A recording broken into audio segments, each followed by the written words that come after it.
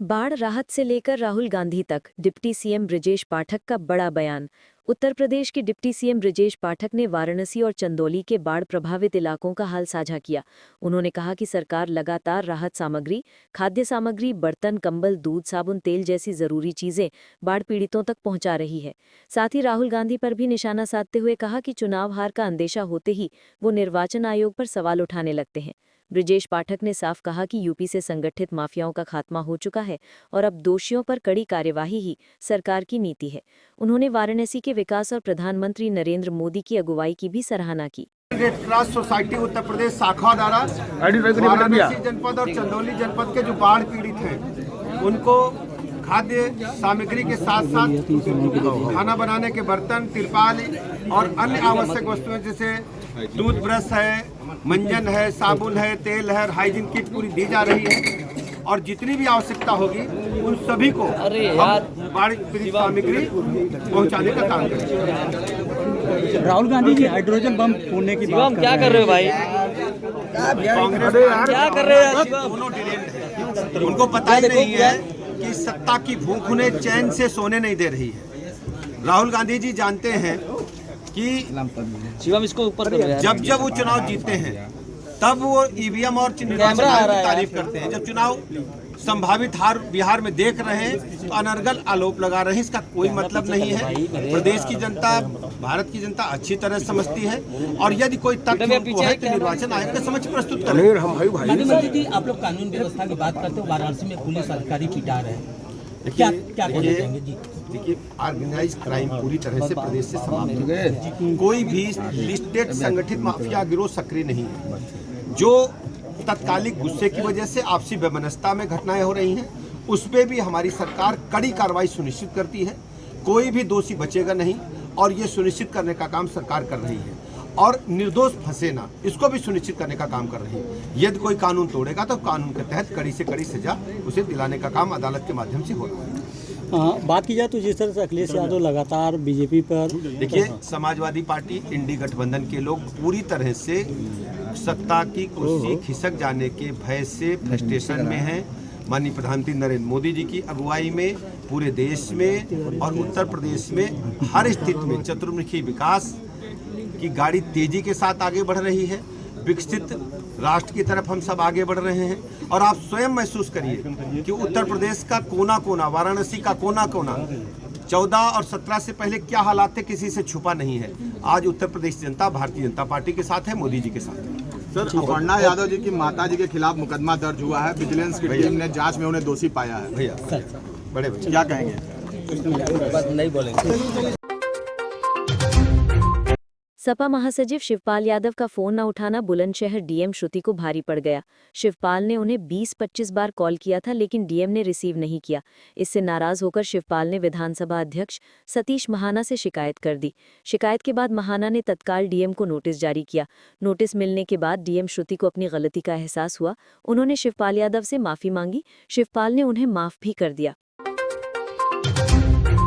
Bareilly film अभिनेत्री दिशा पाटनी के घर की रेकी करने वाले राजस्थान के शूटर रामनिवास उर्फ दीपक ने कहा कि दर्द हो रहा है, अब यूपी नहीं आएंगे, बाबाजी की पुलिस के सामने नहीं आएंगे। रेकी करने वाला साथी अनिल भी गिरफ्तार। पुलिस टीम ने बदमाशों के पास से अवैध पिस्टल भी बरामद की।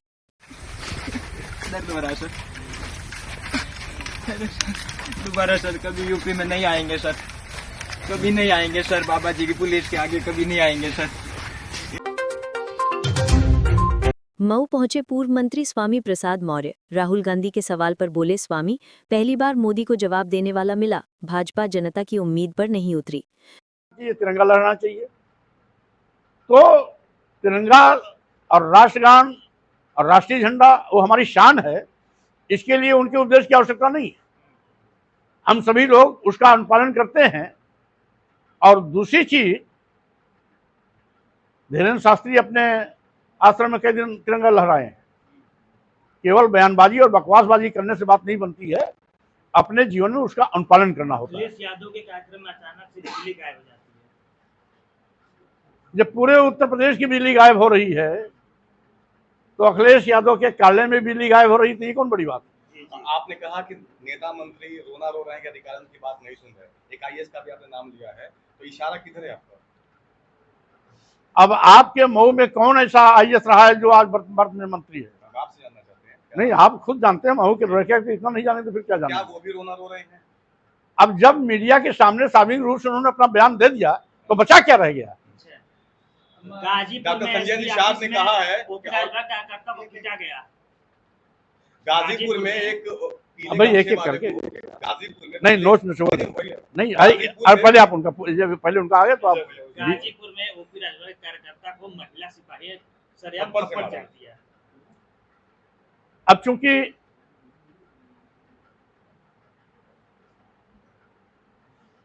हो सकता है कार्यकर्ता ने कुछ बदजुबानी की हो, कोई महिला पुलिस किसी को अनायास थप्पड़ तो नहीं मारेगी, इसलिए क्या मामला है क्या नहीं मामला ये तो जांच का विषय है। एक जिस पार्टी के कार्यकर्ता है वो सत्ता में है और पुलिस विभाग भी सत्ता के अधीन होती है, इसलिए इस मामले में कहीं जांच की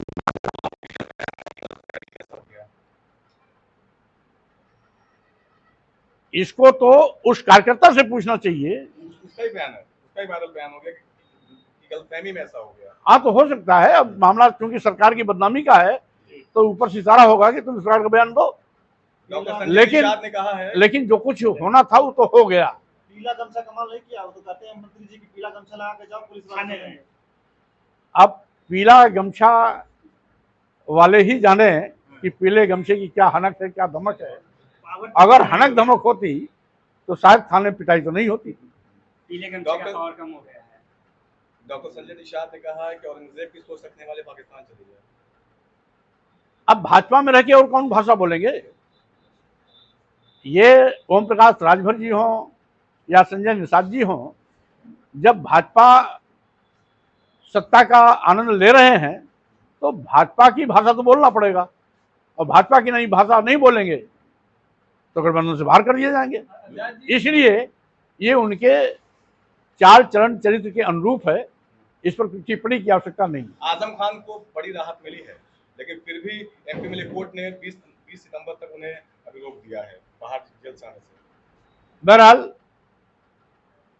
आजम खान साहब बहुत बड़े और सीनियर नेता हैं। राजनीतिक द्वेष भावना से जो कुछ भी उनके साथ घटना घटी है वो बहुत ही निंदनीय है, दुखद है। लोकतंत्र में बदले की भावना से कार्रवाई नहीं होनी चाहिए।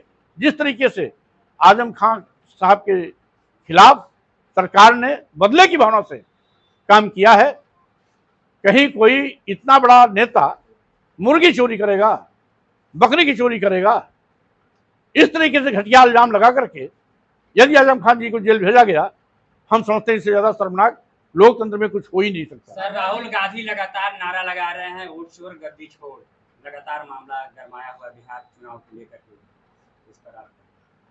तो ये तो लोकतंत्र में होता ही होता है।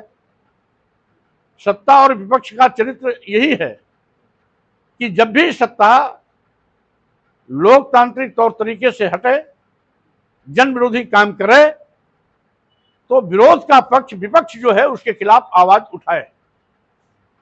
तो विपक्ष अपनी भूमिका निभा रहा है, इसमें कौन सी नई बात। मायावती जी शक्ति प्रदर्शन करने जा रही है, बड़ी संख्या में रैली करने जा रही है सर।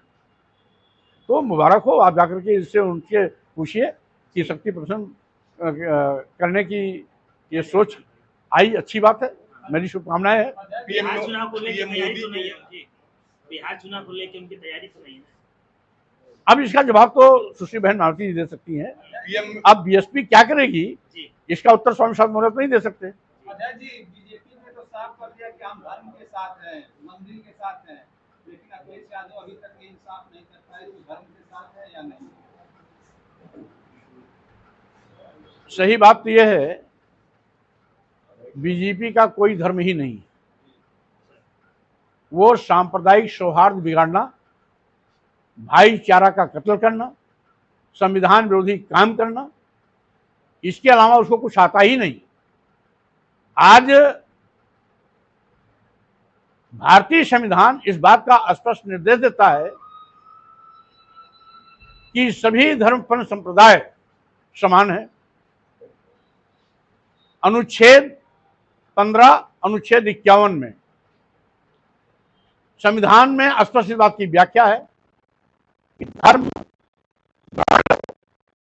जाति, लिंग, जन्म स्थान के आधार पर किसी के साथ कोई भेदभाव नहीं हो सकता।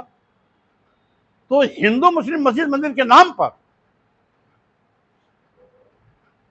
भाईचारा और आपसी सौहार्द का कत्लेआम करने वाले भारतीय जनता पार्टी संविधान विरोधी काम कर रहे हैं। मैं इसकी घोर निंदा करता हूं। अखिलेश यादव ने क्या किया? तो पूछिए क्या चाहते हैं अखिलेश यादव? क्या है? क्या बोले? अखिलेश को क्या करना है? अरे आप अपना पहले प्रश्न बोलो। क्या पीडीए की बात करते हैं और ओम प्रकाश राजभर कहते हैं कि पीडीए में तो हम लोग भी हैं, सत्ता में पीडीए सबको सम्मान दिया जा रहा है, ऐसा थोड़े है कि पीडीए सत्ता की है। बहरहाल अखिलेश यादव जी स्वयं पीडीए की परिभाषा आज तक स्पष्ट नहीं कर पाए, स्वयं कंफ्यूज हैं। जो पीडीए की परिभाषा पी का कभी पिछड़ा बताता हो और कभी पंडित बताता हो, डी का मतलब कभी दलित बताता हो, कभी डिम्पल यादव बताता हो, ए का मतलब कभी अगड़ा बताता हो, कभी आधी आबादी बताता हो, कभी अल्पसंख्यक बताता हो। जो खुद कंफ्यूज है वो पीडीए की कोई बात क्या करेगा? स्वाभाविक रूप से आज समाजवादी पार्टी भी अपनी भूमिका से हट के काम कर रही है। बड़ी विपक्ष पार्टी है, उसे सड़क पर उतरना चाहिए, सरकार को घेरना चाहिए, सरकार के काले कारनामों को उजागर करना चाहिए। ऐसा न कर करके केवल पीडीए की सिगुफाबाजी से वो लोगों को अंधेरे में रखने की कोशिश कर रहे हैं। बहरहाल हमला करने वाले हमला करते रहेंगे, मेरी हत्या के लिए, जान से मारने के लिए सुपारी देने वाले सुपारी देते रहेंगे, गोली मारने के लिए कोई 51 करोड़, कोई 25 करोड़, कोई 50 करोड़, कोई 40 करोड़ या कोई 21 करोड़ की बोली लगाता रहेगा। स्वामी प्रसाद मौर्य विचारों को लेके आगे चल रहे हैं। मैं किसी का व्यक्तिगत विरोधी नहीं हूं, विचारधारा के साथ हूं। इस देश के दलितों, आदिवासियों, पिछड़ों, अल्पसंख्यकों के साथ जो भी अपमानजनक टिप्पणी करेगा या अपमानित करेगा, स्वाभाविक रूप से स्वामी प्रसाद मौर्य पहाड़ की तरह उसके सामने खड़े होंगे। क्या लगता है कि आपके पीछे जो हमला जो लोग कर रहे हैं, ये किसके लोग हैं या कौन करा रहा है? ये सत्ता संरक्षित पालतू गुंडे, माफिया, अपराधी हैं, अराजक तत्व हैं, मनुवादी सोच के हैं और साथ ही साथ जो आडंबर, ढोंग, पाखंड में विश्वास करते हैं, ऐसे लोग मेरे जान के दुश्मन बनकर के कोई गोली मारने के। शूटिंग के दौरान जूनियर एनटीआर को लगी चोट, जानी अब कैसी है हालत? सुपरस्टार जूनियर एनटीआर को लेकर बड़ी खबर सामने आ रही है। जानकारी के मुताबिक जूनियर एनटीआर एड शूटिंग के दौरान घायल हो गए। एक्टर की टीम की तरफ से एक बयान जारी किया गया है जिसमें बताया गया कि उन्हें डॉक्टरों ने आराम की सलाह दी है। वहीं इस खबर से एक्टर के फैंस में चिंता की लहर दौड़ गई। उत्तर प्रदेश के मुख्यमंत्री योगी आदित्यनाथ ने कहा कि जब हम सत्ता में आए तब यूपी में एक भी शहर ऐसा नहीं था जहां मेट्रो चल रही हो। आज यूपी के 6 शहरों में मेट्रो संचालित हो रही है। 2017 से पहले यूपी में 2 हवाई अड्डे थे, आज 16 हैं। देश का सबसे बड़ा एयरपोर्ट गौतम बुद्ध नगर में बनेगा जो इस साल के अंत तक चालू हो जाएगा। आज यूपी के पास सर्वश्रेष्ठ राष्ट्रीय राजमार्ग नेटवर्क है। हम लोग जब आए थे एक भी सिटी में मेट्रो का संचालन नहीं होता था। आज 6 सिटी में यूपी के अंदर मेट्रो का संचालन हो रहा है। 17 के पहले उत्तर प्रदेश के अंदर 2 एयरपोर्ट क्रियाशील थे, 2 आंशिक थे। आज 16 एयरपोर्ट उत्तर प्रदेश के अंदर संचालित हैं और देश का सबसे बड़ा एयरपोर्ट हम लोग बना रहे हैं गौतम बुद्ध नगर जनपद में। इस वर्ष के अंत में उसको भी हम संचालित करने जा रहे हैं। 2017 के पहले नेशनल हाईवे नेटवर्क में उत्तर प्रदेश बहुत पीछे था। आज देश के अंदर 16 यानी उत्तर प्रदेश के पास नेशनल हाईवे का जो सबसे बेहतरीन नेटवर्क है उत्तर प्रदेश के पास है।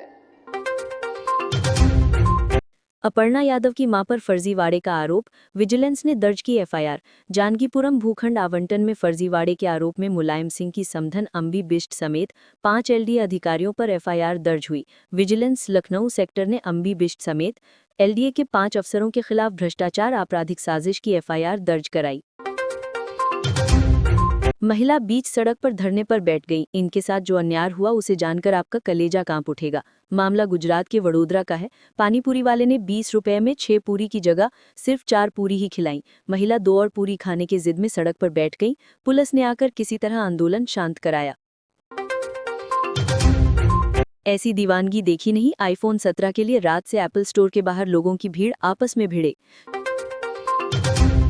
चुनाव आयोग का बड़ा एक्शन, 474 दलों का रजिस्ट्रेशन किया खत्म। एसईसी ने उठाया ये कदम। इंदौर दशहरा पर शूर्पणखा के रूप में सोनम का पुतला जलेगा।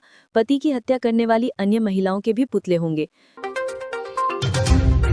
यूपी में बिजली गिरने से 7 की मौत, मकान जला। हिमाचल में बादल फटा, लैंडस्लाइड। उत्तराखंड में 16 घंटे बाद मलबे से जिंदा निकला शख्स।